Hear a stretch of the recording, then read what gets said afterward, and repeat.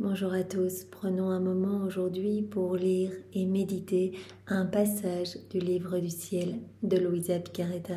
Au nom du Père qui me crée, du Fils qui me sauve et du Saint-Esprit qui me sanctifie. Amen. Jésus, une fois de plus, nous nous immergeons en toi, dans ta divine volonté, nous nous unissons à toi, nous nous unissons à ta divinité, à ton humanité, à ta volonté, nous nous identifions à toi, nous nous consumons en toi, adorable cœur, nous perdons le rien, le néant que nous sommes, nous fusionnons nos volontés dans la tienne, nous les fondons dans la tienne, nous te faisons, doux Jésus chéri, l'offrande de nos volontés pour que tu t'en serves comme champ d'action, comme terrain de jeu, que tu poursuives ton œuvre de création dans nos cœurs, nous nous perdons en toi, nous nous abandonnons entre tes bras à la manière de tout petit, de nouveau-né, et comme tous les jours, nous te serrons fort contre nos cœurs et nous voulons te dire, Jésus, que tu es important pour nous, que tu es notre roi, notre bien, notre tout, notre vie, notre Seigneur, que nous avons besoin de toi. Nous voulons, Jésus, au nom de tous, t'aimer, t'adorer, te louer, te bénir, te glorifier, te remercier, nous prosterner à tes pieds, te serrer, t'embrasser, le tout avec ta volonté à toi. Nous voulons bien sûr aussi, Seigneur, t'accueillir dans nos cœurs pour que tu viennes t'y établir définitivement avec ton Père, l'Esprit Saint, ta maman. Viens, Seigneur Jésus, viens tout faire en nous jusqu'à notre dernier souffle. Nous te voulons l'acteur de chacun de nos actes et nous te demandons particulièrement d'investir ce moment de ta présence, de ta lumière, de ton amour, de ton Esprit Saint. Viens en chacun de nous, Seigneur, viens nous illuminer complètement, viens nous préparer à recevoir cette vérité que tu veux nous donner aujourd'hui, que nous puissions vraiment la déguster, vraiment nous en réjouir et que tu puisses toi-même réceptionner ces mots bénis qui sont les tiens en chacun de nous et viens les graver en lettres d'or dans nos cellules, dans nos organes, partout, que nous puissions y penser continuellement et que cela puisse travailler nos cœurs. Voilà, nous voulons te laisser travailler nos âmes, Seigneur. Voilà, ce sont tous les enseignements, ces premiers enseignements que tu as donnés à Luisa. Eh bien, nous savons bien que quand tu enseignes Luisa, tu nous enseignes à travers elle. Quand tu lui donnes quelque chose, par ces enseignements, tu nous donnes à nous également les biens contenus par ces enseignements. Donc vraiment, au plus nous allons lire, au plus nous te permettons de vraiment abreuver nos âmes et de faire de nous ce que tu souhaites. Et nous savons bien que c'est toi qui vas nous pousser à la mise en pratique pour que ces vérités deviennent vivantes en nous. Alors nous te bénissons, Seigneur, et nous sommes abandonnés entre tes bras et nous te laissons le champ libre complet. Viens Esprit Saint, viens par la puissante intercession du cœur immaculé de Marie, ton épouse bien-aimée. Viens Esprit d'amour, de feu, de joie et de charité. Viens, nous avons besoin de toi Esprit Saint, nous ne savons pas prier, nous ne savons rien faire de bon sans toi Esprit Saint. Viens par la puissante intercession du cœur immaculé de Marie, ton épouse bien-aimée. Nous voulons totalement vivre unis à toi Seigneur et si tu t'installes dans nos cœurs, nous savons bien que tu ne vas pas t'installer tout seul, tu es inséparable de ton Père, de l'Esprit Saint, donc c'est la Trinité qui va s'établir en nous. Nous allons être continuellement vraiment remplis de ton Esprit Seigneur, c'est vraiment ce que nous voulons, pouvoir être de bons instruments docile entre tes mains et que nous puissions te glorifier par chacun de nos mouvements. Alors viens Esprit Saint avec tes dons, viens vraiment nous embraser, viens par la puissante intercession du cœur immaculé de Marie, ton épouse bien-aimée. Nous posons cette intention avant de commencer de tout faire pour te faire plaisir, Seigneur, pour te glorifier comme Luisa qui, dès le matin, disait « Mais je voudrais que tous mes mouvements, que tous mes pas, que tous mes actes soient faits avec cette intention, Seigneur. » Cette intention vraiment de t'apporter de la joie. Oui, Seigneur, nous voulons vraiment devenir pour toi ces petites sources de réjouissance, alors que tes plans d'amour s'accomplissent dans chacune de nos vies et dans la vie de tous nos frères et sœurs, que ton royaume s'établisse ici-bas, Seigneur. Viens, divine volonté, tout faire en chacun de nous comme en Jésus dans sa divine humanité. Alors nous allons voir la suite, nous continuons notre lecture dans ce volume 1. Et c'est très important avant de poursuivre, de bien nous rendre compte que Jésus a demandé à Luisa, à travers son confesseur, de mettre par écrit les 16 années où Jésus l'avait instruite. Alors Louisa dit, mais disait donc dans les jours précédents, c'est pas facile. Mais donc Jésus l'a aidé à retranscrire toutes ces instructions qu'il lui avait données. Donc elle essaye de se rappeler de voilà tous ces premiers moments, qu'est-ce que Jésus lui a dit, etc. Bien sûr, par l'aide de la grâce, elle remet tout cela par écrit pour que nous puissions en profiter. Donc comment Jésus a travaillé l'âme de Louisa pour l'amener à vivre complètement dans la divine volonté. Et nous, à travers ces enseignements, Jésus va nous travailler également. Donc voilà, ce sont comme tous des souvenirs qu'elle met par écrit. Donc bien sûr, à travers tous les volumes suivants, Jésus va approfondir toutes ces notions qu'il donne. Donc, nous sommes dans les premières pages du volume 1, donc Jésus pose les bases. Donc vraiment, comme on a vu hier et le jour précédent, Jésus demandait à Louisa, voilà ce parfait abandon entre ses bras. Accueille tout comme venant de mes mains. Voilà un des premiers enseignements de Jésus. Accueille tout. Voilà, si une personne te demande une tâche, ne regarde pas la personne, ne regarde pas la tâche, si elle est difficile, facile, si elle est dégoûtante, si elle est petite, si elle est grande, peu importe. Accueille cela comme si c'est moi qui te le demandais. Voilà, Jésus a demandé ce parfait abandon. Donc vraiment, il a déjà posé ses premières bases de l'obéissance. Il va en parler beaucoup par la suite. Il a demandé à Louisa ce parfait détachement aussi. Il l'a détaché des personnes autour d'elle, des personnes de sa famille, etc. Il lui a demandé, mais arrête de t'attarder sur toutes ces conversations, etc. Donc il l'a détaché, dépouillé. Ce parfait détachement qui est important. Si on veut laisser Jésus travailler en nous, on ne doit pas se remplir de toutes les choses autour de nous. Il lui a demandé ce détachement par rapport aux personnes de sa famille, par rapport aux choses autour d'elle. Et il a travaillé son cœur aussi pour qu'elle se détache par rapport même aux compliments, en disant mais regarde bien, les personnes, les humains, les créatures sont de nature volage puisqu'ils sont régis par leur volonté propre. Donc s'ils te disent quelque chose un jour, ils vont te dire le contraire le lendemain. Donc ne t'attache à rien. Attache-toi à moi seule. Il lui avait même demandé de ne pas s'attacher à ses pensées. Quand elle se préoccupait par rapport à ses péchés du passé, Jésus lui a dit, mais ce que tu as déposé en confession avec un sincère repentir, moi je n'en ai plus aucune souvenance. Donc ne reste pas accroché à tout ça. Avance. Moi je suis l'Éternel présent. En fait, il n'y a pas de passé ni de futur en Dieu. Donc, avance, vis tout intensément avec moi, comme s'il n'y avait que toi et moi sur la terre. Un conseil que Marie nous a donné plus loin dans les écrits du ciel. Si tu veux être heureux, heureuse, considère qu'il n'y a que toi et mon fils. Donc, garde tes yeux fixés sur mon fils continuellement. Vois en chacun la présence de mon fils. Donc voilà, garde tes yeux sur moi, comme s'il n'y avait que moi et toi ici-bas.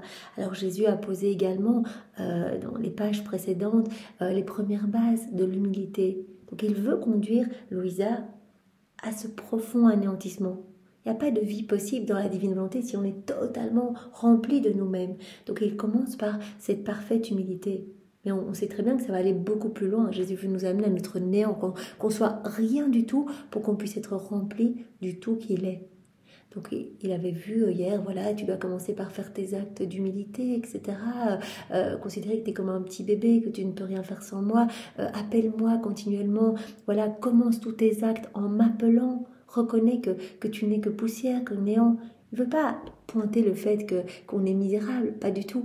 Mais il va donner une très grande connaissance, très grande lumière à Louisa pour qu'elle puisse se rendre compte vraiment de qui elle est par rapport à la grandeur de Dieu. Donc c'est quand elle dit je suis mauvaise, je suis cativa, etc. C'est pas je suis affreusement pécheresse, mais c'est moi par rapport à ta grandeur, par rapport à ce bombardement d'amour, à tes je t'aime partout, mais comment j'y réponds si pauvrement finalement. Jésus avait dit à Louisa, si tu voyais aussi les hommes, voyais tout cet amour qui les inonde. Chaque battement de cœur est un je t'aime, nous sommes maintenus par le souffle divin, tout est maintenu par ce souffle divin, c'est la divine volonté qui régit tout. Si l'homme voyait cela, il en mourrait de joie et d'amour pour son Créateur. Tout, le vent qui bouge les feuilles, c'est Jésus qui nous dit qu'il nous aime, dans le piaillement des oiseaux, la mer, le soleil, tout, nous sommes inondés. Donc voilà, Jésus a montré à Louisa cette importance vraiment de s'anéantir par des actes d'humilité. Et alors il a posé aussi les premiers fondements, voilà, les premiers enseignements sur la pureté d'intention. Fais tout par amour pour moi. Vraiment, si tu le fais pour toi-même, en fait, finalement, ça ne vaut pas grand-chose. Donc vraiment, fais tout pour moi. Donc voilà, humilie-toi par amour pour moi. Tout ce que tu fais, fais-le en gardant tes yeux sur moi, pour me plaire. Donc voilà, tous ces jours précédents, ces 2 derniers jours, on a médité les premières pages du volume 1, eh bien, ce sont les fondations que Jésus a posées. On sait très bien que cela va aller beaucoup plus loin. Mais Jésus avance comme un bon enseignant, petit à petit. Voilà, il ne va pas tout nous donner d'un coup, sinon on ne comprendrait pas. Donc petit à petit, il va nous travailler. Et quand on a bien assimilé quelque chose, Jésus va plus loin. Donc c'est très très important de mâchouiller ces vérités. Parce que au plus on les lit, au plus Jésus nous travaille. Alors c'est important aussi de garder en tête que Jésus ne nous demande pas la même chose qu'il demande à Louisa. Louisa étant la première, Louisa étant celle qui doit former le royaume de la divine volonté avec Jésus. Louisa étant celle qui va rester paralysée 64 ans dans son lit, celle qui va vivre toutes ces crucifixions, etc. Celle qui doit accueillir tout ce qui est relatif, être la dépositaire de tout ce qui est relatif à la divine volonté. Donc Louisa, elle a vécu toutes ces souffrances, etc. Vraiment ce travail profond en elle de Jésus. Jésus, cela ne nous demande pas cela va être beaucoup plus facile pour nous. Elle nous a déjà ouvert les portes. Nous, on n'a qu'à lire, nous laisser travailler par ces vérités, les mettre en pratique, par l'aide même de Jésus. C'est Jésus qui va tout faire en nous, qui va nous pousser à faire nos rondes, nos actes, etc. Et Jésus va tout nous donner en fait. C'est lui qui va venir nous rendre inséparables de lui, nous donner cette soif de lui, faire grandir cet amour, cette intimité avec lui, etc. C'est lui qui va grandir en nous poussant à faire nos actes, en nous poussant à nous unir à lui tout au long de nos journées, dans chaque petit acte usuel de notre journée. Alors voilà, Seigneur, nous allons poursuivre cette lecture.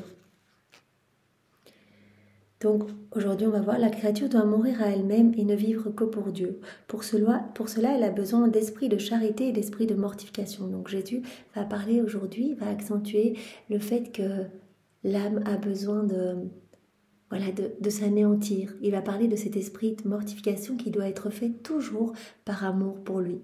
Voilà, si on se mortifie, mais pour nous-mêmes, voilà, on décide de jeûner, mais en fait, on se dit, ah bah chouette, en fait, ça va purifier ma peau, etc. Non, alors là, on n'y est plus du tout. On n'y est plus du tout. On doit le faire avec l'unique intention de plaire à Jésus. Après une période de temps où je faisais ce que Jésus me demandait, il m'entretint de l'esprit de mortification. Il me fit comprendre que toutes les choses, même les sacrifices héroïques et les plus grandes vertus, seront considérées comme rien, s'ils ne sont pas faits par amour pour lui. Si les mortifications ne sont pas motivées du commencement à la fin par l'amour de lui, elles sont insipides et sans mérite. Si on fait quelque chose, voilà, on se mortifie, on va se mettre à genoux à l'église, etc. On reste longtemps sur nos genoux, mais en fait on le fait comme ça, on se dit, les personnes vont regarder autour de moi, elles vont se dire, ah cette personne, comme elle est pieuse, etc. Ben, c'est pas du tout par amour pour Jésus. Ça devient un sacrifice qui ne vaut plus rien du tout. Donc il faut que tout soit fait vraiment pour Jésus. C'est pour cela que Jésus nous dit à travers les évangiles, mais que ta main droite ignore ce que fait ta main gauche. Finalement, fais cela dans le secret de ta chambre et ton Père le verra dans les cieux. Donc vraiment, tout faire uniquement par amour pour Dieu. Donc tout ce qui n'est pas fait par amour pour Jésus, eh bien Jésus dit tous ces sacrifices, aussi beaux qu'ils puissent être, eh bien, sont insipides et sans mérite. Il me disait, la charité est la vertu qui donne aux autres vertus leur lustre. Donc faire tout par amour pour Jésus. Jésus nous a dit plus loin dans les écrits du ciel, je suis la foi, je suis l'espérance, c'est moi, je suis la charité, c'est moi l'amour parfait. Fais tout par amour pour moi. La charité est la vertu qui donne aux autres vertus le lustre. Et les actions faites sans la charité sont des œuvres mortes. Mes yeux ne font pas attention aux actions qui ne sont pas faites en esprit de charité. Si on fait les choses pour nous-mêmes, même si extérieurement ça a l'air magnifique, on a l'impression que c'est fait pour Jésus, personne qui va prier toute la journée, mais peut-être voilà, pour elle-même, voilà. Alors Jésus dit non, s'il n'y a pas 100% cette intention que ce soit fait pour moi, ça vaut plus, ça n'a plus la même valeur en fait. Elles n'atteignent pas mon cœur, ces actions qui sont faites sans la charité, sont comme des œuvres mortes. Par conséquent, sois attentif, fais tes actions, même les plus petites, en esprit de charité et de sacrifice. Tu dois tout faire avec cet esprit de sacrifice, tout. Voilà, quand tu te laves, quand tu brosses tes dents, quand tu ranges ta maison, fais tout par amour pour moi en fait. Comme un sacrifice d'amour pour moi. Cela rejoint ce que disait Sainte Thérèse, ramasser une petite aiguille, donc ce geste insignifiant, mais fait avec un amour pour le Seigneur. Alors là, ça prend de la valeur. Seigneur, c'est fait pour toi. Et on va l'apprendre par la suite. Jésus va vraiment nous former, nous travailler pour que vraiment que chacun de nos petits actes du quotidien puisse sauver des âmes. On va se mortifier au point tel de dire je crucifie ma volonté propre pour te laisser toute la place. Et chaque acte va être un acte d'amour parfait pour la Trinité, une adoration parfaite, une action de gloire parfaite. Fais tes actions, même les plus petites, en esprit de charité et de sacrifice. Voilà, tout ce que tu fais dans ton quotidien doit porter cette empreinte du sacrifice. Et comme Jésus va nous l'apprendre plus tard, voilà, sacrifice de quoi en fait? De notre amour propre, de notre ego. Tout cela va devoir être mortifié complètement. Non pas ma volonté, mais la tienne, Jésus. Fais-les en moi, avec moi et pour moi. Donc on doit tout faire en disant Seigneur, je le fais en toi, avec toi et pour ta gloire, pour te faire plaisir. C'est pour cela que nous posons cette intention avant de commencer à méditer, à lire ensemble. Seigneur, que tout soit fait avec cette intention de te glorifier et de te plaire. On le fait uniquement pour toi, Seigneur. Je ne reconnaîtrai pas tes actions comme miennes si elles ne portent pas les deux sceaux, celui de tes sacrifices et mon propre sceau. Donc en fait, toutes tes actions doivent porter ce sceau de cet anéantissement, de ce sacrifice pour moi. Donc deux sceaux. Ton sacrifice et mon propre sceau, en fait, mon sceau à moi, mon sceau divin. Comme la monnaie doit avoir l'image du roi imprimée sur elle pour être acceptée comme valable par les sujets du roi, ainsi tes actions doivent porter la marque de la croix pour être acceptées par moi. Donc chaque action va être comme une petite pièce de monnaie, et en fait il y a deux faces sur une pièce de monnaie. Et Jésus dit d'un côté ton sacrifice fait vraiment par amour pour moi, de l'autre côté ma croix, en fait. Voilà, ce sont comme les deux faces de cette pièce. Nous ne nous préoccuperons plus maintenant de travailler à éliminer tes affections pour les créatures, donc comme on a vu les 2 jours précédents, dans ces premières pages, où Jésus qui a travaillé pour dégager Louisa, il la prépare déjà à vivre vraiment quelque part cet isolement. Voilà, Jésus qui place Louisa dans cette solitude, en fait, pour pouvoir travailler plus aisément son cœur. Il la détache de tout, pour qu'elle puisse... là, elle n'est pas encore paralysée, etc. Jésus la prépare pour ces 64 années qu'elle va passer dans son lit. On ne va plus travailler maintenant à éliminer tes affections pour les créatures, mais maintenant on va travailler à éliminer ton affection pour toi-même, ton ego en fait. C'est ce que je veux faire en toi, éliminer ton ego, ton amour-propre. Je veux te faire mourir à toi-même pour que tu puisses vivre seulement pour moi. Et ça, c'est ce que Jésus veut pour chacun de nous faire mourir à nous-mêmes. Et tout au long des écrits du ciel, tout au long des volumes, Jésus va vraiment travailler à faire mourir notre volonté propre. Je veux te faire mourir à toi-même pour que tu puisses vivre seulement pour moi. Je veux imprimer en toi rien d'autre que ma vie. C'est ma vie que je veux continuer en toi. Je veux imprimer ma vie en toi. C'est vrai qu'il t'en coûtera davantage, mais prends courage, n'aie pas peur. Moi avec toi et toi avec moi, nous ferons tout. Première fois que Jésus utilise le terme « nous ». On va tout faire ensemble. Tu ne seras pas toute seule, tu ne vas pas te décourager, tu ne vas pas te dire « mais comment je vais faire pour mortifier ma volonté propre, mortifier... arriver vraiment à mourir complètement à moi-même pour laisser toute la place à Dieu. » Jésus dit « on va le faire ensemble. C'est pas à toi, il suffit que tu me donnes ta volonté, je m'occuperai de tout. » Il me donnait de nouvelles idées en ce qui concerne l'anéantissement de soi-même. Il me disait « tu n'es pas et tu ne dois pas te considérer plus qu'une ombre qui passe rapidement et qui t'échappe quand tu essayes de l'attraper. Si tu veux voir en toi-même quelque chose qui soit digne de moi, considère que tu n'es rien. » Voilà, donc Jésus nous donne quelques tips. Considère que tu n'es rien du tout en fait. C'est vrai que quand on regarde par rapport à l'immensité de l'univers, mais on n'est rien du tout. Déjà la Terre par rapport à tout l'univers c'est pas grand chose et vraiment dans la Terre mais nous on est un atome, on n'est rien. Considère que tu n'es rien du tout. Voilà, Jésus veut qu'on arrive à se rendre compte qu'on n'est rien, mais qu'unis à lui on est tout. Si on lui laisse toute la place, en fait si on arrive à reconnaître notre néant, c'est là qu'il veut nous amener. eh bien il va pouvoir faire des énormes choses en nous. C'est ce qu'on va apprendre tout au long des volumes, à le laisser vivre en nous. Et il va pouvoir, si on possède sa divine volonté comme vie, eh bien il aura tous les matériaux nécessaires avec son Père et l'Esprit Saint pour faire ses plus belles œuvres en nous. Il va investir tous nos actes de sa puissance créatrice, etc. Donc on n'est rien du tout, on n'est rien, mais si on s'unit à Jésus, on est tout. On voit vraiment qu'en fait tout a été fait pour nous, tout l'univers, toute la création, tout a été fait pour nous. Nous sommes ses chefs-d'œuvre et il veut vraiment qu'on soit comme lui, qu'on soit des échos de lui, des images, des miroirs de lui. Considère que tu n'es rien, et alors moi, heureux de ton véritable abaissement, je verserai mon tout en toi. C'est là que Jésus veut nous amener, qu'on se vide complètement de nous-mêmes, qu'on meure à nous-mêmes pour le laisser en fait vivre en nous, pour lui laisser toute la place, pour qu'il puisse faire tout en nous. Si on est rempli de notre volonté propre, de tout notre entourage, de nos pensées, etc., il n'y a plus de place pour lui. Donc il dit, il n'y a pas la place pour deux volontés, donc choisis. Meurs à toi-même et moi je te donnerai tout et je ferai des merveilles en toi et chacun de tes actes produira de la lumière et à travers toi je sauverai des âmes, etc. Et je te donnerai en plus tous les mérites de toutes ces âmes sauvées, etc. Voilà, tu seras propriétaire de tout, tu seras mon enfant. Voilà, on partagera tout ensemble, on sera inséparables.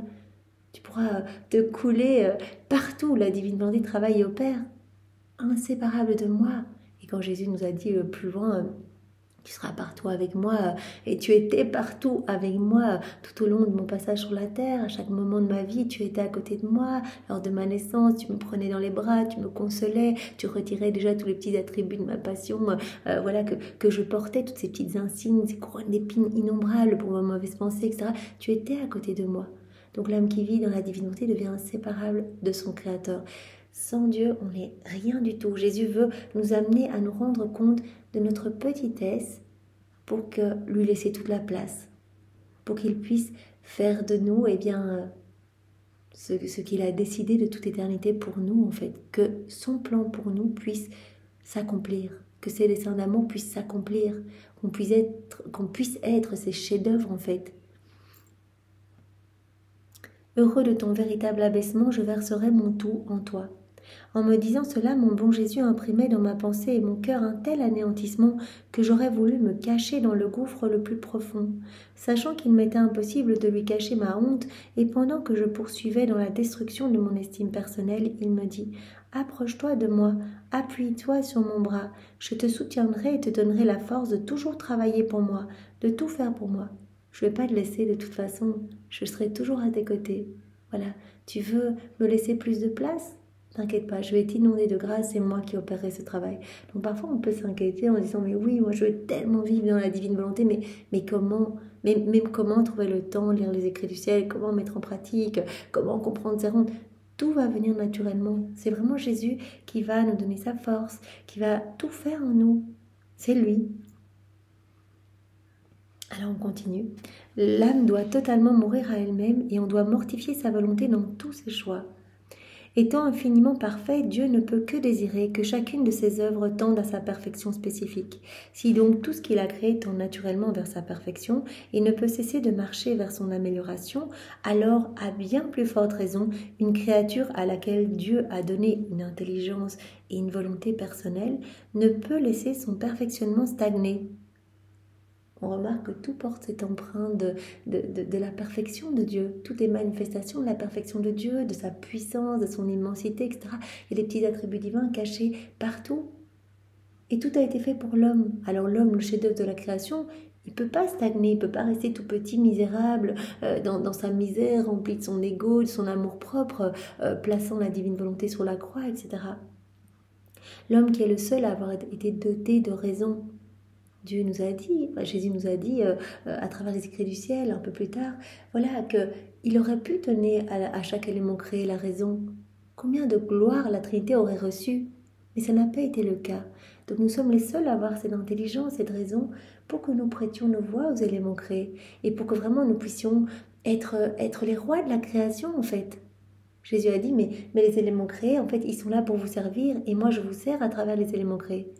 Donc Jésus dit, si tout est magnifique, porte l'empreinte de notre ordre, de notre harmonie, etc., Mais bien sûr qu'on attend que l'homme puisse vraiment être totalement à notre ressemblance, c'est notre plan. On ne peut pas laisser voilà, la créature s'enfoncer comme ça. Une créature à laquelle Dieu a donné une intelligence et une volonté personnelle, la volonté vraiment propre qui nous a été donnée, c'est une puissance spirituelle. Jésus a dit, mais en fait c'est quelque chose d'énorme qu'on a donné à la créature. Comme notre divine volonté est une puissance spirituelle, et bien ici la volonté propre c'est comme une toute petite puissance spirituelle. Donc on lui a donné sa volonté propre pour que l'homme puisse fondre sa volonté dans la nôtre.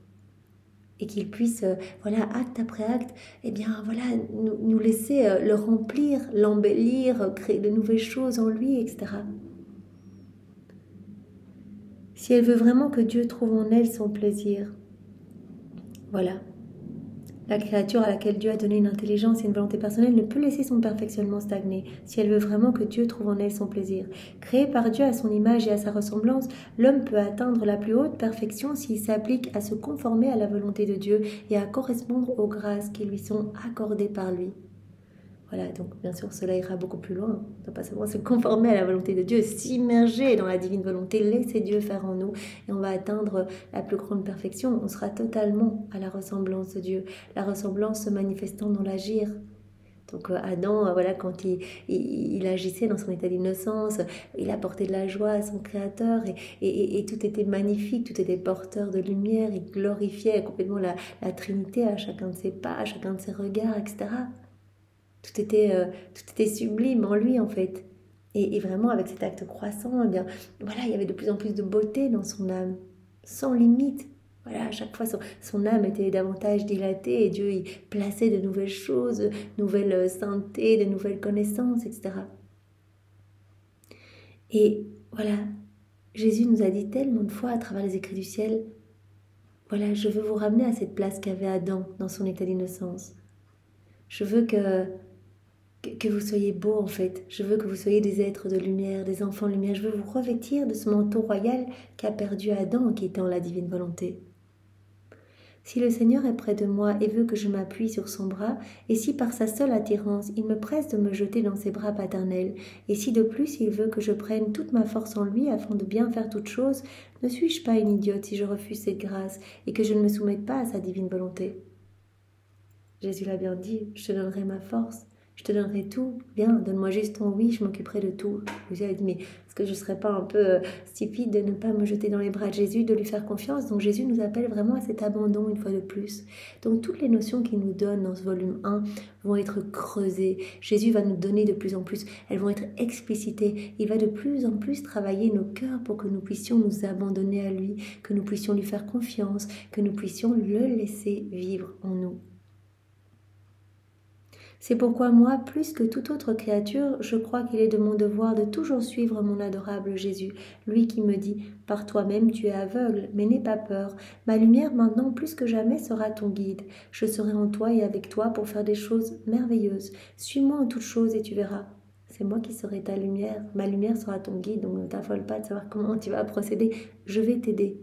Pour chacun de nous, Jésus nous dit maintenant « Ok, je ne t'attends pas au même niveau que j'ai appelé mon enfant Louisa, mais je veux t'amener à cette ressemblance avec moi. Je veux tout te donner. Je veux que tes actes soient beaux, remplis de l'infini. Je veux que tu sois heureuse, que tu sois dans la paix. Je veux que ton âme regorge des trésors du ciel. Et c'est moi qui vais faire en toi. Suis-moi en toutes choses et tu verras. Pour un temps, je me placerai devant toi comme un miroir. Et tout ce que tu auras à faire sera de me regarder, de m'imiter et de ne pas me perdre de vue. Voilà. Premier fondement, Jésus dit, regarde-moi en fait. Commence par m'imiter. Après, cela ira plus loin. Mais Jésus dit, au départ, commence par m'imiter. Donc vraiment, Louisa, elle se rappelle, tiens, au début, quels étaient les enseignements que Jésus m'a donnés. Et avec la grâce de Jésus, elle remet par écrit. Voilà, il me demandait ce saint détachement, il me demandait cet abandon, il me détachait des personnes autour de moi, il me demandait d'accueillir tout comme venant de ses mains, il me demandait de faire des actes d'humilité. Vraiment, il travaillait vraiment pour mortifier mon amour propre, etc. La première chose que tu dois faire est de mortifier ta volonté et de détruire ton ego qui désire tout sauf le bien. Je vais travailler en toi pour détruire ton ego. Je veux mortifier ta volonté en fait. Ta volonté doit être sacrifiée devant moi pour que ma volonté et la tienne ne fassent qu'un. Donc, gros travail. Ici, Jésus lui dit ce qu'il va faire en elle. Je veux mortifier ta volonté propre. Je veux crucifier ton ego. Je veux que ce soit ma volonté qui soit à l'œuvre en toi. Je veux que ta volonté soit fusionnée dans la mienne. Es-tu satisfaite de cela? Prépare-toi à des interdits de ma part, tout particulièrement par rapport aux créatures. Donc Jésus prévient Louisa qu'il va en fait mettre des circonstances, autoriser des circonstances dans sa vie pour qu'elle puisse mortifier son ego en fait. Voilà, pour qu'elle puisse mettre en pratique que ta volonté soit faite, Seigneur. Donc Jésus dit, prépare-toi. Voilà, je vais autoriser des situations difficiles pour que tu puisses anéantir ta volonté propre. Rappelle-toi toujours de dire que ta volonté soit faite et non la mienne. Non pas ma volonté, mais la tienne. Rappelle-toi toujours de dire cela. Et Jésus va travailler de la même façon avec nous. Même si nous n'avons pas la même mission que Louisa, il va aussi permettre des situations difficiles, des contradictions, des oppositions, des imprévus, pour que nous puissions dire « Je m'abandonne à toi, Seigneur, j'accueille tout comme venant de tes mains, que ta volonté soit faite. » Comme le vent fait bouger les pétales de la fleur qui laisse ainsi voir le fruit minuscule qui se développe, ainsi est notre volonté départie de son expression personnelle, comme me l'a dit Jésus. Voilà, je vais un petit peu te secouer pour que tu commences à produire des fruits. En fait, je veux vraiment arriver par des situations qui vont être un petit peu bousculantes, eh bien, à ce que tu réduises jusqu'à l'anéantissement de ta volonté propre, que ton ego soit détruit en fait par ces mises en pratique. Ta volonté doit être sacrifiée devant moi pour que ma volonté et la tienne ne fassent qu'un. Quand viennent les mises en garde, je dois me conformer. Donc Jésus demande bien à Louisa de se conformer, d'être obéissante. Quand viennent les contrariétés, quand viennent les situations un peu oppressantes, etc. Que ta volonté soit faite, Seigneur. Donc gardons cela en tête. Voilà, je dois prendre un train, hop, il n'y a pas de train parce qu'il y a un problème sur la voie. Seigneur, je vais devoir attendre 2 heures maintenant, je n'avais pas prévu ça. Je mortifie ma volonté propre, que ta volonté soit faite, Seigneur, tu l'autorises parce que peut-être que voilà, tu veux travailler, tu veux vraiment réduire ma volonté propre à rien du tout, à ce néant complet. Voilà, je cherche à me parquer, quelqu'un me prend ma place, que ta volonté soit faite, Seigneur. Voilà, peu importe, en fait, tout ce que l'on vit, que ta volonté soit faite. Je m'apprête peut-être à partir d'une soirée de prière, quelqu'un arrive, sonne à ma porte, que ta volonté soit faite, Seigneur. Donc voilà, toutes les situations de notre quotidien vont nous permettre, une situation autorisée par Jésus pour qu'on mortifie notre volonté propre. Voilà. Quand viennent les mises en garde, je dois me conformer. Donc Jésus demande vraiment à Louisa d'être attentive pour dire tout le temps que ta volonté soit faite. Par exemple, si je ne me levais pas immédiatement à mon réveil le matin, j'entendais intérieurement sa voix me dire « Tu te reposais confortablement pendant que je n'avais pas de lit, mais plutôt ma croix ?» Donc il va vraiment essayer de faire mourir la volonté propre de Louisa. Donc voilà, quand le matin, voilà, elle n'arrivait pas à se réveiller, Jésus disait « Lève-toi tout de suite. C'est ta volonté propre qui veut que tu dormes encore. Lève-toi. »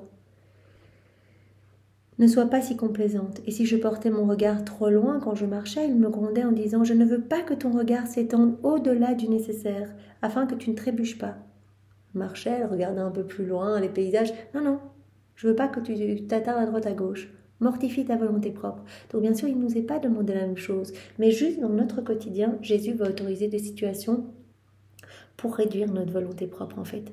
Pour nous donner l'occasion de dire « Seigneur, je te fais confiance, je m'abandonne entre tes bras. » Si je me trouvais dans la campagne, entourée de plantes, d'arbres et de fleurs variées, il me disait « J'ai tout créé par amour pour toi, et toi, par amour de moi, refuse-toi ce plaisir. Ne regarde pas les belles plantes autour de toi, refuse-toi ce plaisir. » Bien sûr, Jésus nous demande d'admirer sa création, de l'aimer, de placer nos je t'aime partout. C'est un peu le principe de toutes les rondes dans l'œuvre de la création. Mais ici, c'était comme autant d'exercices pour mortifier la volonté de Louisa. Tous ces exemples nous montrent que Jésus est en train de travailler à réduire cette volonté, à rien, à détruire son ego. Si à l'église je fixais mon regard sur des décorations sacrées, il me réprimandait en disant « Quel délice y a-t-il pour toi à part moi ?» Si en travaillant j'étais assise confortablement, il me disait « Tu es trop confortable, tu ne considères pas que ma vie en fut une de souffrance continuelle ?» Et vivement Pour le satisfaire, je m'asseyais seulement sur la moitié de la chaise. Donc continuellement, Jésus vient travailler pour que Louisa mortifie sa volonté. T'es assis confortablement? Non, assieds-toi sur une demi-chaise. Voilà, tous ces exemples où ne regarde pas les belles choses autour de toi, mortifie ton regard. Si je travaillais lentement et paresseusement, il me disait « Dépêche-toi, viens vite demeurer avec moi en prière ». Travailler lentement, Jésus dit « Dépêche-toi ». Que ta volonté soit faite, Seigneur, je vais me dépêcher. Donc c'est quoi son travail? C'était ses petits crochets, ses petites broderies, etc. Occasionnellement, il m'assignait lui-même un travail à faire dans un temps donné et je me mettais à l'œuvre pour lui plaire. Quand je ne venais pas à bout de ma besogne, je lui demandais de l'aide. Plusieurs fois, il m'aidait en faisant le travail avec moi afin que je sois libre plus tôt, généralement pas pour me divertir, mais pour avoir du temps pour la prière. Il arrivait parfois que, par moi-même ou avec lui, le travail qui devait m'occuper toute la journée était terminé en peu de temps. Il m'attirait alors vers la prière et me tenait complètement absorbée par la contemplation des nombreuses grâces accordées par lui aux créatures. Donc voilà, que ce soit quand Louisa était en train de travailler, Jésus disait va plus vite, etc. Ou alors Jésus lui assignait lui-même telle ou telle tâche à faire en un temps donné et alors pour qu'elle puisse s'abandonner à lui. Non, mais comment faire? Je vais le faire avec toi. Et donc il lui montrait qu'en peu de temps, en fait, si elle s'abandonnait entre ses bras, eh bien, le travail pouvait être réalisé. Après un certain temps, je commençais à me sentir plus impliquée et j'aurais aimé rester en prière indéfiniment. Je n'expérimentais jamais la fatigue ou l'ennui et je me sentais si bien qu'il me semblait n'avoir besoin d'aucune autre nourriture que celle qui me venait de la prière.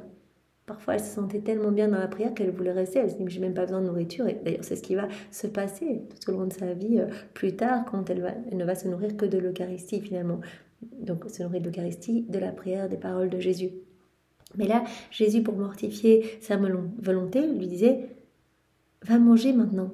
Donc que ce soit dans un sens ou dans l'autre, si elle voulait manger trop, Jésus disait non, maintenant mortifie ta volonté et arrête de manger ces aliments qui te plaisent et mange plutôt quelque chose qui te déplaît. Ou si elle ne voulait pas manger, est-ce qu'elle voulait rester en prière, Jésus disait va manger. Donc tout pour mortifier sa volonté, on a bien compris. Jésus me corrigeait en disant dépêche-toi, ne tarde pas, je veux que tu manges par amour pour moi. Prends la nourriture qui sera absorbée par ton corps. Demande que mon amour s'unisse au tien afin que mon esprit s'unisse à ton âme et que ton être tout entier soit sanctifié par mon amour. Donc même, voilà, quand tu manges, demande, toi, comme c'est une nourriture s'unit à ton corps, eh bien demande que mon amour s'unisse à ton amour, que mon esprit s'unisse à ton âme, que ton être soit totalement sanctifié. Donc vraiment, obéis en fait, et vraiment accepte cette mortification de ta volonté propre. Occasionnellement, pendant que je mangeais, j'aimais un aliment et je continuais à le manger, et Jésus me disait « As-tu oublié que je n'avais pas d'autre désir que de me mortifier par amour pour toi? Arrête de manger cela et tourne-toi vers quelque chose pour lequel tu n'as aucun désir. » Voilà, dans tout ce que Louisa faisait, Jésus autorisait des situations où venait lui-même lui parler, en fait, par ses locutions intérieures, pour lui dire « Stop !» Ça, voilà, afin que vraiment soit détruit son ego, en fait, pour réduire sa volonté propre, qu'elle soit dans cette parfaite obéissance. De cette manière, Jésus essayait de tuer ma volonté, même dans les plus petites choses, pour que je vive seulement lui. Ainsi, il me permettait de faire l'expérience des paradoxes de l'amour entièrement saint et tourné vers lui. Cette parfaite obéissance, tout par amour pour Jésus, tu me le demandes, je le fais, Seigneur, et je te fais confiance. Voilà, je te fais confiance dans ce travail que tu opères dans mon âme. Quand approchait le jour où j'allais pouvoir communier, je ne faisais rien le jour et la nuit d'avant, excepté de me préparer à le recevoir le mieux possible. Donc, toutes les fois où elle allait communier, donc je peux aussi le dimanche, eh bien, toute la journée d'avant et la nuit d'avant, en fait, elle était en prière. Je ne fermais pas les yeux pour le sommeil à cause des actes d'amour continuels que je faisais à Jésus. Je disais souvent « Hâte-toi, Seigneur, je ne peux plus attendre. Raccourcis les heures, fais que le soleil aille plus vite, car mon cœur défaille du désir de la Sainte Communion. » Et Jésus me répondait « Je suis seul, je languis sans toi. Ne te désole pas que tu puisses dormir. C'est un sacrifice que de demeurer à distance de ton Dieu. » Donc c'est quelque chose que Jésus lui demandait. Reste en état de veille. Donc toutes ces petites mortifications, quelque part, de sa volonté propre, pour la réduire à néant. Et Jésus autorisera, donc nous à une autre échelle, on n'a pas la même mission que Louisa, à une autre échelle, Jésus va nous tester aussi, on va se retrouver face à des contrariétés, une personne qui me dépasse, voilà, qui prend ma place, ou une personne qui traîne trop dans une file de magasins, etc. Que ta volonté soit faite, Seigneur. Donc dans notre quotidien, Jésus va autoriser des situations pour qu'on puisse pratiquer ce que ta volonté soit faite et que notre volonté diminue de plus en plus au profit de sa divine volonté. Je ne fermais pas les yeux pour le sommet à cause des actes d'amour continuels que je faisais à Jésus. Je disais souvent « Hâte-toi, Seigneur, je ne peux plus attendre ». Donc c'est la veille de la communion. « Raccourcis les heures, fais que le soleil aille plus vite, car mon cœur défaille du désir de la Sainte Communion. » Et Jésus me répondait « Je suis seul et je languis sans toi. Ne te désole pas que tu ne puisses dormir. » Donc là, Jésus lui demandait de ne pas dormir. C'est un sacrifice que de demeurer à distance de ton Dieu, ton époux, ton tout. Lui qui reste éveillé par amour pour toi, vient et sent les offenses qui sont continuellement commises contre moi par les créatures. Ah, ne me refuse pas le soulagement de ton aimable compagnie. Les palpitations de ton amour unies aux miennes effaceront partiellement l'amertume que beaucoup d'offenses me donnent jour et nuit. Je ne te laisserai pas seul avec tes souffrances et tes afflictions, plutôt je te rendrai l'appareil par ma compagnie. Donc Jésus travaille à l'anéantissement de la volonté de Louisa. Il travaille vraiment à tuer la volonté propre de Louisa. Donc là, il lui demande de ne pas dormir le jour et la nuit précédant le moment où elle va assister à une sainte messe et recevoir Jésus dans le Saint-Sacrement. Au lever du jour, j'allais à l'église avec un grand désir de recevoir Jésus dans le Saint-Sacrement. J'approchais mon confesseur sans lui dire un mot de ce désir. Plus d'une fois, il me dit « Aujourd'hui, je veux que tu sois privé de la Sainte Communion. » Vous voyez, Louisa qui se prépare, qui est toute brûlante d'amour, etc., qui fait des actes continuels d'amour toute la nuit, etc., pour Jésus. Et là, Jésus inspire au confesseur de dire « Aujourd'hui, elle ne va pas communier ». Tout ça, c'est pour vraiment tuer la volonté propre de Louisa. Qu'elle puisse dire que ta volonté soit faite, Seigneur.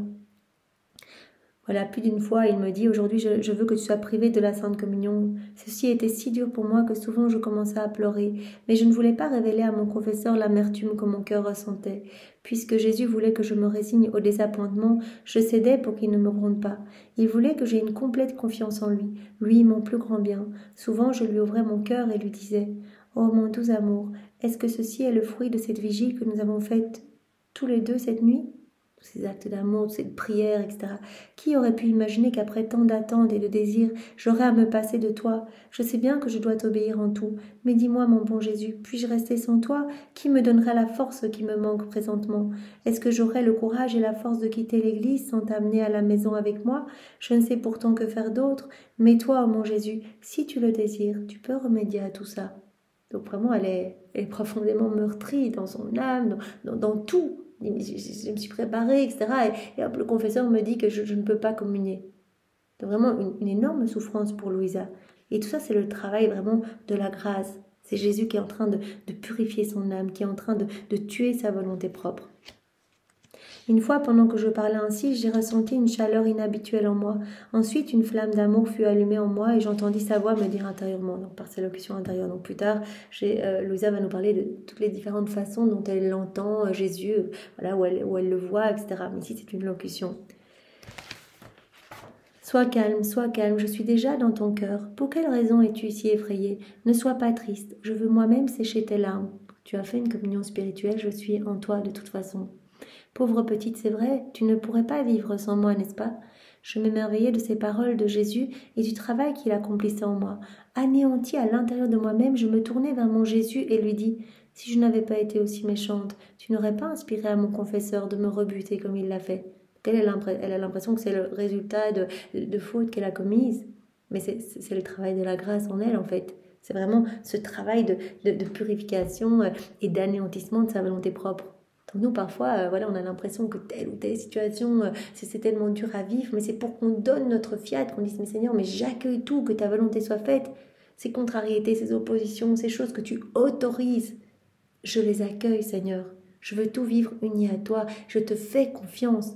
Le Seigneur nous purifie aussi, est en train de mettre vraiment notre volonté propre sur la croix. Voilà. Si je n'avais pas été aussi méchante, tu n'aurais pas inspiré à mon confesseur de me rebuter comme il l'a fait. J'implorais Jésus de ne pas permettre de tels paradoxes, car sans lui, je ne pourrais pas m'empêcher de mal faire, et je ferais nombre d'étourderies. Parce que Jésus veut rendre mon âme amoureuse et l'amener à souffrir par amour, il m'a conduite à me plonger dans l'océan infini de sa passion. Donc maintenant, on va commencer le vrai travail. Donc Jésus veut que Louisa soit totalement abandonnée et on sait bien que Louisa va être cette âme victime, voilà, qu'elle va être crucifiée dans son lit, qu'elle va être la première stigmatisée à l'intérieur, voilà, va recevoir la croix, les épines, les flagellations, mais sans que cela ne se voit extérieurement. Donc Jésus va la préparer maintenant à ce rôle d'âme victime, voilà, qui porte le monde en fait par ses souffrances. Et donc il va plonger Louisa dans cet océan infini de sa passion. Il va lui révéler, et on va le voir à travers les volumes, il va lui révéler qu'au-delà de sa passion extérieure que nous connaissons à travers les évangiles, il a souffert tout au long de sa vie, depuis la seconde 1 de son incarnation jusqu'à sa mort, tout n'était que souffrance. Jésus nous l'a bien explicité, que vraiment il a connu cette passion de l'amour. D'ailleurs, on peut vraiment le lire dans les 24 heures de la passion lors de ces 3 heures d'agonie au jardin de Gethsémani. Jésus parle de la triple passion de l'amour. Donc il a dû réparer pour tous nos actes qui ne répondaient pas à son amour. Donc il a dû donner à notre place toute la gloire qui devait être donnée à son Père depuis la chute d'Adam. Toutes les générations humaines qui n'ont pas donné de l'amour. Donc tout sort de Dieu, tout doit revenir à Dieu. C'est Jésus qui, à travers des souffrances inouïes, cela lui a coûté des petites morts continuelles pour toutes les fois où on n'a pas répondu à son amour. Tout n'est qu'amour en fait. Chaque battement de cœur, on devrait dire moi aussi je t'aime Jésus, chaque ligne de mon Dieu, voilà, chaque respiration, moi aussi je t'aime, sur chaque élément créé, moi aussi je t'aime, etc. Donc ça a été comme des petites morts continuelles pour chacun de nous. Puis il a dit, il y a aussi la passion du péché. J'ai dû réparer pour tous vos péchés, tous vos actes déconnectés de la divine volonté. J'ai dû les vaincre avec ma volonté propre et les refaire avec ma divine volonté au prix de souffrances horribles imposées par ma divinité à mon humanité. Donc des clous dans mes mains, dans mes pieds. Donc non seulement ces petites morts continuelles, pour chacun de nous, pour chacun de nos manquements d'amour, mais aussi ces clous, ces épines, pour toutes nos pensées déconnectées de son divin vouloir, etc. Donc des épines, des flagellations, des crachats, des baffes continuellement pour chacun de nos actes qui ne lui rendent pas gloire, qui ne rendent pas gloire à son Père. Et il a dit la troisième passion, c'est la passion qui m'a été imposée, voilà, que vous connaissez de par les Écritures, la passion qui m'a été imposée par les Juifs. Et ça, j'ai accepté cette passion pour renforcer l'homme vraiment. Donc, Jésus va vraiment instruire Louisa sur toutes ses souffrances. Il va la plonger dans cet océan de souffrance, dans l'océan infini de sa passion, pour qu'elle puisse, en fait, désirer, comme Jésus qui a tellement souffert pour chacun de nous, qu'elle puisse désirer s'offrir complètement, être âme victime, s'offrir complètement, et que les petites souffrances que Jésus va lui demander de porter en tant qu'âme, comme un paratonnerre, qu'elle puisse les accepter avec résignation, joie et amour, que ce soit comme des douces souffrances, en voyant tous les fruits qui vont résulter de ces souffrances unies à celles de Jésus. Je crois qu'on unit nos souffrances à celles de Jésus. Nos souffrances portent les fruits, les souffrances rédemptrices de Jésus. Donc il va plonger Louisa dans cet océan infini de sa passion, voilà, afin qu'elle puisse vraiment souffrir par amour pour lui, qu'elle puisse rendre, que toutes ces visions puissent rendre Louisa folle d'amour pour Jésus en fait. C'est-à-dire, mais cet amour est inouï pour chacun de nous. Un jour après la Sainte Communion, Jésus tout amour me donna tant d'affection que je m'émerveillais et lui dis « Jésus, pourquoi tant de tendresse envers moi? Moi si méchante, moi si incapable de répondre à tout ton amour.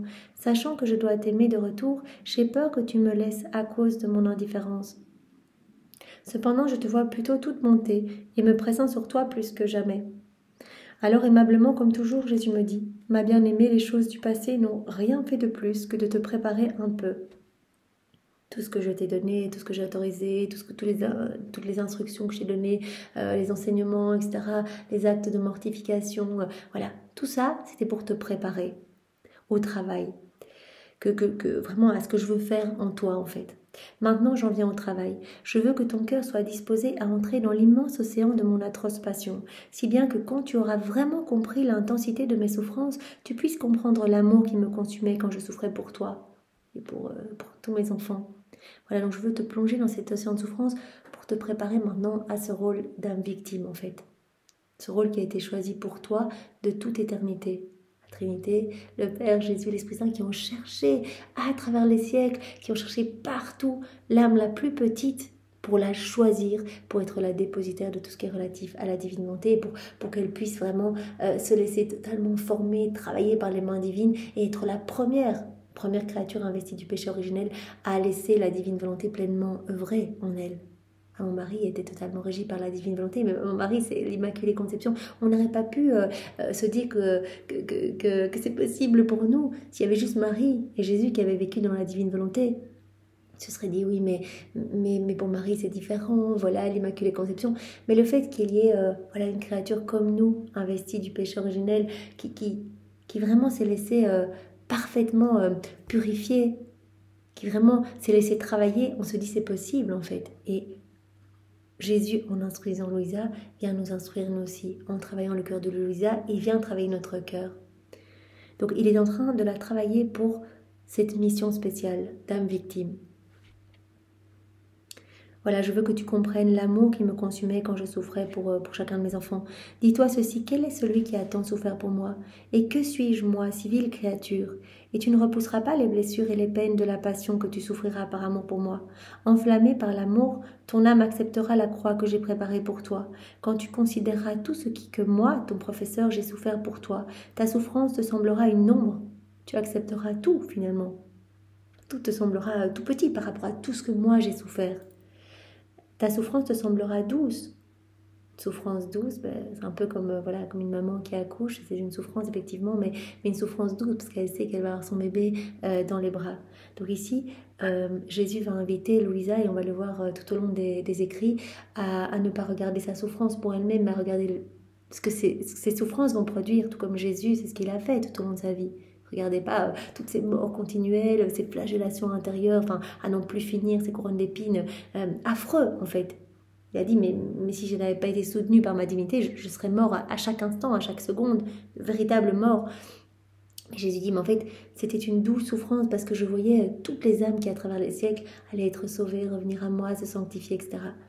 Donc Jésus veut enseigner Louisa sur toutes ses souffrances à lui, la plonger dans l'océan de ses souffrances pour qu'elle puisse accepter ce rôle d'âme victime en fait, et qu'elle puisse accepter de porter les croix que Jésus va lui proposer, et qu'elle puisse vraiment ne pas repousser les peines que Jésus autorisera pour elle. Ta souffrance te semblera une ombre, elle te semblera douce et tu atteindras un point où tu ne pourras plus vivre sans souffrance. C'est vrai, Louisa n'a jamais rechigné devant une crucifixion, etc. Pourquoi? Parce qu'elle savait que ça allait amener du soulagement à Jésus. C'est tenir compagnie à Jésus dans ses souffrances. Puisque tout ce que Jésus a fait est toujours en acte. Donc on vient tout près de lui et on dit, mais en fait, tu sais quoi? Donne-moi une épine de ta couronne. En fait, je t'aime tellement que tu peux un petit peu partager. Voilà. Et donc, Jésus dit, mais tu en arriveras à un point où tu ne pourras plus vivre sans souffrance. Tu vas tellement contempler mon amour pour chacun de vous à travers ces souffrances.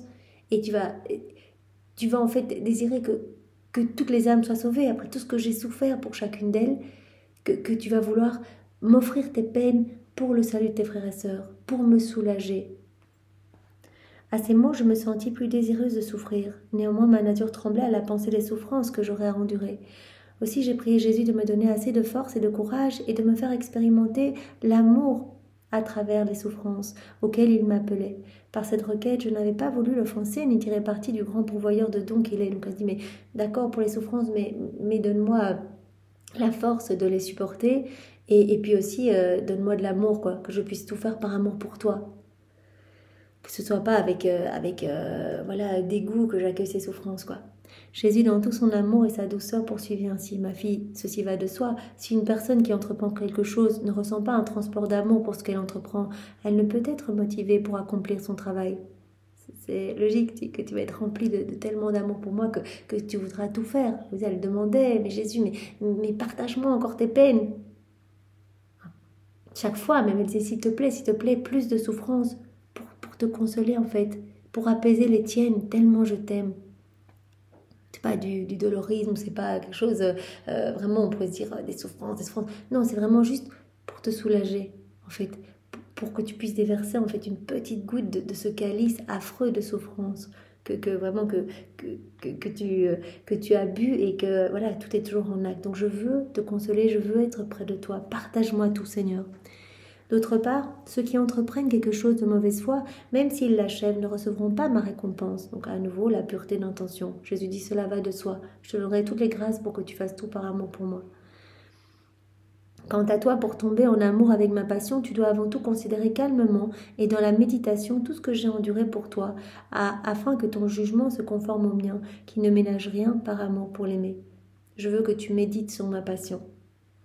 Et donc Louisa, on a bien vu déjà comment elle méditait sur les excès de l'amour de Jésus. Voilà, ces 9 excès d'amour, passait 9 heures par jour dans sa chambre à méditer voilà, chaque excès, donc l'amour de la Trinité qui décide d'envoyer Jésus sur la terre. On a vu le deuxième excès aussi, Jésus qui s'incarne, l'immensité dans le sein de sa maman. Elle passait des heures, elle n'avait que 17 ans. Donc on peut imaginer quand Louisa se plonge dans cette mer de la passion de Jésus, de toutes ses souffrances, mais passer ses journées dans sa chambre à méditer dessus. Voilà, je veux que vraiment tu te plonges en fait, que tu tombes en amour avec ma passion, que tu médites tout ce que j'ai enduré pour toi, afin que ton jugement se conforme au mien, qui ne ménage rien par amour pour l'aimer, que tu comprennes tout l'amour que j'ai pour toi et pour chacun, tout ce que j'ai souffert pour chacun de vous. Donc, pas juste une petite souffrance là, tout au long de ma vie, pour chacun de vous, des morts continuelles, des épines, des croix, des flagellations, des crachats, des coups, etc. Ainsi encouragée par Jésus, je commençai à méditer sur sa passion, ce qui fit beaucoup de bien à mon âme. Je puis assurer que ce bien me vient de la fontaine de la grâce et de l'amour. À partir de ce moment, la passion de Jésus fit son chemin dans mon cœur, mon âme et mon corps, dans lequel les souffrances de la passion seront manifestées. Ça prend de plus en plus de place en elle, en fait, toute la passion de Jésus. Je devins immergée dans la passion comme dans une immense mer de lumière qui, avec ses chauds rayons, embrasait mon être tout entier d'amour pour Jésus, lui qui a tant souffert pour moi. Elle est prise de compassion, d'amour, elle brûle pour Jésus, en fait, en méditant sa passion. Plus tard, cette immersion me fera comprendre clairement la patience et l'humilité, l'obéissance et la charité de Jésus, et tout ce qu'il endura par amour pour moi. Patience, le silence dans les épreuves, Jésus qui se prend des coups, on lui met une couronne d'épines, toutes les calomnies, voilà, au milieu des foules, des crachats, Jésus qui, on invente des choses sur lui, etc. Il dit rien, il est en silence, la patience, l'humilité, l'obéissance à la volonté de son Père, l'amour en toutes choses pour son Père, etc. Voilà, Jésus qui réparait pour ses ennemis, etc. Donc vraiment, Louisa, elle s'immerge dans cette mer de la passion de Jésus. Voyant quelle grande distance il y avait entre lui et moi, je me sentais complètement anéantie. Les rayons qui me submergeaient me semblaient comme des réprimandes, me disant silencieusement « Un Dieu si patient, et qu'en est-il de toi? Un Dieu si humble, assujetti à ses ennemis, qu'en est-il de toi? Un Dieu de toute charité qui souffre beaucoup pour toi, et qu'en est-il de toi? Où sont les souffrances que tu portes par amour pour lui ?» Donc là, on voit bien que Jésus commence le vrai travail, en fait, pour que Louisa soit cette âme victime. Donc il lui montre toutes ces souffrances qu'il a endurées pour chacun de nous. Il l'immerge dans cet océan de sa passion, en disant mais toi, tu veux pas souffrir un peu pour moi? Regarde tout ce que j'ai enduré pour toi, regarde tous ces coups, regarde ces gifles, regarde ces griffures, regarde quand on m'a arraché la barbe, et toi, regarde cette patience, regarde l'humilité au milieu de tant de méchanceté, et toi, qu'en est-il de toi? Pour vraiment la pousser à désirer les croix, en fait, à désirer souffrir par amour pour Jésus. Voilà, répondre à son amour. Occasionnellement, Jésus me parlait des douleurs de son agonie et de ses souffrances d'amour pour moi. Et j'en étais émue jusqu'aux larmes. Donc ici, ce n'est que voilà un souvenir que Louisa m'ait pas écrit. Bien sûr, tout cela sera explicité plus tard, de la passion de Jésus, de ce qu'il vivait à l'intérieur, etc. Et vraiment, nous pouvons nous plonger tous les jours dans les 24 heures de la passion pour comprendre l'intensité d'amour de Jésus et tout ce qu'il réparait, chacun de ses actes, tout ce qu'il autorisait que les hommes lui infligent. C'était vraiment pour réparer quelque chose. La couronne d'épines, c'était pour réparer toutes nos mauvaises pensées, nos pensées d'orgueil, etc. Quand il autorisait le roseau dans sa main, c'était pour réparer tous nos actes qui ont des apparences bonnes, mais qui sont spirituellement vides, etc. Quand il autorisait que les Juifs hurlent à mort, etc. et appellent sur leur tête des châtiments. Il réparait à ce moment-là pour toutes les âmes qui provoquent Dieu et qui appellent sur leur tête l'exercice de la justice divine, etc. Donc à chaque instant, il réparait. Ça, c'est vraiment important de se rendre compte qu'il a vraiment tout pris sur lui pour continuellement nous permettre d'être beaux, d'être enfants de lumière, etc. Il a refait toutes nos vies, il a réparé tout. Il a à chaque instant souffert pour que nos vies soient saintes, et toutes nos vies sont là, en acte suspendu. On n'a qu'à s'unir à Jésus pour vraiment décrocher ces moments que Jésus a déjà fait pour nous. Occasionnellement, Jésus me parlait des douleurs, de son agonie, de ses souffrances, d'amour pour moi, et j'en étais émue jusqu'aux larmes. Un jour, pendant que je travaillais et que je méditais sur les cruelles souffrances de Jésus, ma tête devint oppressée au point que j'en perdais la respiration. Par peur qu'il m'arrive quelque chose de sérieux, je voulus faire diversion en sortant sur le balcon. Donc ça va être un moment très important dans la vie de Louisa. Elle va voir Jésus.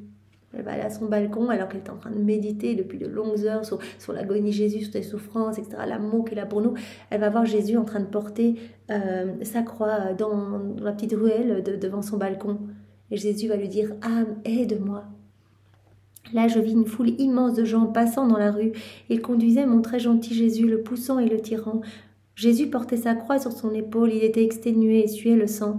Il faisait pitié au point d'émouvoir une pierre. Il leva les yeux vers moi pour me demander du secours. Qui pourrait décrire le chagrin que j'ai alors ressenti? Qui pourrait décrire l'effet de cette épouvantable scène, que cette épouvantable scène eut sur moi? Je suis rapidement retournée dans ma chambre, ne sachant plus où je me trouvais. Mon cœur était brisé de douleur. J'ai commencé à pleurer en me disant « Comme tu souffres, mon bon Jésus !» Je souhaiterais pouvoir t'aider à te libérer de ces loups enragés, souffrir des douleurs et des tortures pour toi, pour te donner du soulagement. Donc voilà, par toutes ces méditations, en plongeant Louisa dans la mer de sa passion, en fait, travailler son cœur pour vraiment l'amener à ce statut d'âme victime, en fait. Et donc vraiment, un jour, elle reçoit cette vision et vraiment, cette vision a totalement embrasé son cœur. Et là, vraiment, elle désirait ardemment partager les souffrances de Jésus. Je veux pouvoir t'aider, je veux pouvoir te libérer de ces loups enragés à travers les siècles, toutes les personnes qui te font du mal par leurs actes, par leurs paroles, par leurs pensées. Je veux souffrir des douleurs pour toi, Jésus, je veux te donner du soulagement. Mon Dieu, permets que je souffre à tes côtés. Donc elle ressent cela vivement en voyant Jésus en sang qui lui dit « Mais aide-moi, âme ». Ce n'est pas juste que tu souffres tant par amour pour moi, une pécheresse, et que moi je ne souffre rien pour toi. Jésus alluma tant d'amour en moi par sa douce souffrance que c'était plus dur pour moi de ne pas souffrir. Ce vif désir qui prit vie en moi ne s'est jamais éteint. Dans la Sainte Communion, je ne demandais rien d'autre, plus ardemment, qu'il me soit permis de faire l'expérience de douces souffrances similaires aux siennes. Ça avait allumé un tel feu, une telle compassion pour Jésus, un tel amour pour Jésus, qu'en fait elle désirait à tout prix le soulager.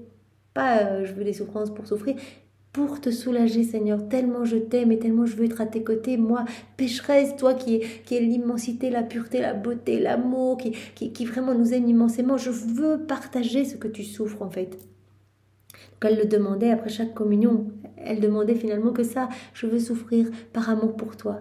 Voyez un peu le feu que Jésus a allumé dans le cœur de Louisa. Quelquefois, il me satisfaisait en enlevant de sa couronne une épine qu'il jetait dans mon cœur. Occasionnellement, il enlevait les clous de ses mains et de ses pieds et les jetait en moi, ce qui me causait des douleurs très grandes, mais jamais égales aux siennes. Et alors Jésus commence petit à petit à lui partager un peu ses souffrances, une petite épine de sa couronne en disant « Voilà, Louisa, tu veux partager ces souffrances ?» aiguë, voilà, toutes ces pensées mauvaises, orgueilleuses, les pensées qui tournent par rond dans la tête de mes enfants, tout ça, ce sont des épines. Et tu veux partager cela avec moi parce que tu m'aimes, ok. Donc parfois, il lui partageait petite épine, etc. À d'autres occasions, il me semblait que Jésus prenait mon cœur dans ses mains et qu'il le serrait si fort que la douleur me faisait perdre l'usage de mes sens. Parfois, Jésus lui partageait ce que lui ressent. C'est vraiment cet étranglement quand on l'étouffe, qu'on ne lui laisse pas de place dans nos cœurs. Jésus qui dit, mais ça fait 6000 ans que je suis crucifié dans les cœurs. Ça fait 6000 ans que personne ne veut de moi. Je ne peux pas créer, je ne peux rien faire. Je suis les mains ligotées quand vous agissez dans vos volontés propres. J'asphyxie, ça sent mauvais dans vos âmes parce que vous étouffez cette vie divine en vous. Et donc vraiment comme un corps sans vie se putréfie. Voilà, une âme sans vie commence à sentir mauvais. Donc je suis super mal, j'étouffe. C'est comme si j'étais écrasée complètement en vous. Vos cœurs sont comme le torrent du Cédron.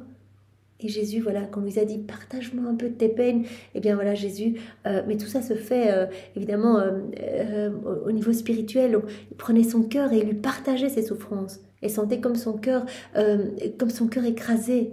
Jésus lui partageait une petite goutte de ce que lui ressent dans nos cœurs quand il est opprimé, qu'on ne lui laisse pas de place, qu'on piétine son amour, etc. De peur que les gens autour de moi puissent noter ce qui m'arrivait, je le priais en disant « Mon Jésus, donne-moi la grâce de souffrir sans que mes souffrances soient perçues par les autres. » C'est ce qu'elle a toujours demandé, je veux bien souffrir, mais que personne ne le sache.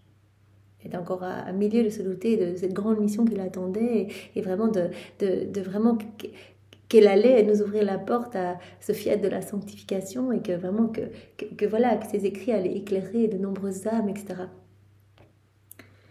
Je fus satisfaite pour quelque temps, mais à cause de mes péchés, mes souffrances étaient parfois observées par les autres. Donc elle a encore l'impression que c'est parce qu'elle a commis quelque chose de mal que ses souffrances sont observées par les autres.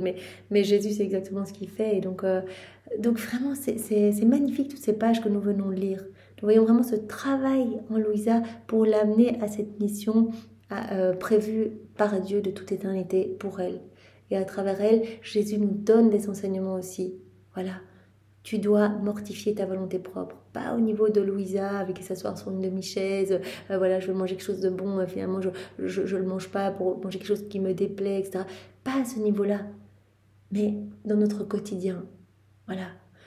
Quelqu'un qui prend ma place, voilà, ou peu importe, on fait toutes les petites choses de notre quotidien, on doit se dire tout ce que l'on vit, c'est autorisé par Jésus, et on doit dire que ta volonté soit faite, Seigneur. Que ta volonté soit faite. Donc, gardons bien cela en tête. Jésus veut mortifier, veut que notre volonté humaine soit crucifiée au profit de sa divine volonté. Voilà, il dit, imite-moi. C'est ce que Jésus a fait tout au long de sa vie. Jésus qui avait, bien sûr, qui est la divine volonté, qui avait aussi une volonté propre, eh bien, il a toute sa vie crucifié sa volonté propre au profit de la divine volonté pour réparer pour toutes les fois où les hommes, à travers les siècles, depuis la chute d'Adam, eh bien, avait fait mourir, avait crucifié la divine volonté au profit de leur volonté humaine. Donc lui, continuellement, voilà, il crucifiait sa volonté propre. Disons que ta volonté soit faite, Père, que ta volonté soit faite, Père. Ce que Marie a fait également. Marie qui est devenue par grâce ce que Jésus est par nature. Que ta volonté soit faite jusqu'à voir son enfant mourir sur la croix, que ta volonté soit faite. Dans les situations horribles, difficiles, que ta volonté soit faite. Donc voilà, nous sommes appelés à cela. Que ta volonté soit faite. Eh bien, gardons cela en tête pour aujourd'hui et essayons un maximum de fois de dire « Seigneur, je m'abandonne entre tes bras, que ta volonté soit faite ». Merci Seigneur pour ce bel enseignement que tu nous as donné à travers la personne de Louisa. Pour te remercier, nous t'inondons de la maternité de ta maman, de ses baisers, de ses caresses, de ses étreintes. Nous te serrons dans nos bras au nom de tous. Nous t'offrons tous les actes d'amour de tous les saints, de tous les temps que nous refaisons dans ta divine volonté pour te donner la gloire que ces actes auraient dû te donner s'ils avaient été accomplis unis à toi dans ta volonté. Et vraiment, Seigneur, nous t'offrons ton amour, tout l'amour que tu as placé dans l'œuvre de la création, dans le vent, dans la mer, dans les cieux, etc. Tout l'amour que tu as placé dans l'œuvre de la rédemption, tout l'amour que tu as placé en chacun des sacrements. Voilà, on reprend cet amour et on t'en recouvre continuellement. Et on a l'intention, puisque l'intention suffit, on a l'intention de le faire non seulement maintenant pour te remercier, mais également à chacun de nos battements de cœur, chacun de nos battements de cils, chacun de nos mouvements, chacun de nos pas. Et on veut également, à chacun de ces micro-mouvements, te dire... Jésus, je t'aime, je te donne ma volonté. Jésus, fais mourir ma volonté. Jésus, je veux que tu prennes toute la place en moi. Voilà, nous redonnons notre fiat à chacun de ces micro-mouvements, Seigneur. Et sur chacun des battements de cœur de nos frères et sœurs, nous le disons aussi en leur nom, que ton règne vienne, que ta volonté soit faite sur la terre comme au ciel. On place les paroles de notre Père partout, que tout résonne de cette prière, Seigneur. Nous te voulons à l'œuvre en nous, en chacun de nous. Nous te voulons vraiment le roi de nos vies. Nous voulons que tu reprennes cette place d'honneur au milieu de tes enfants. Sois béni éternellement, Seigneur. Nous t'aimons. Au nom du Père et du Fils et du Saint-Esprit. Amen. Passez une belle journée. Soyez tous bénis. Au revoir.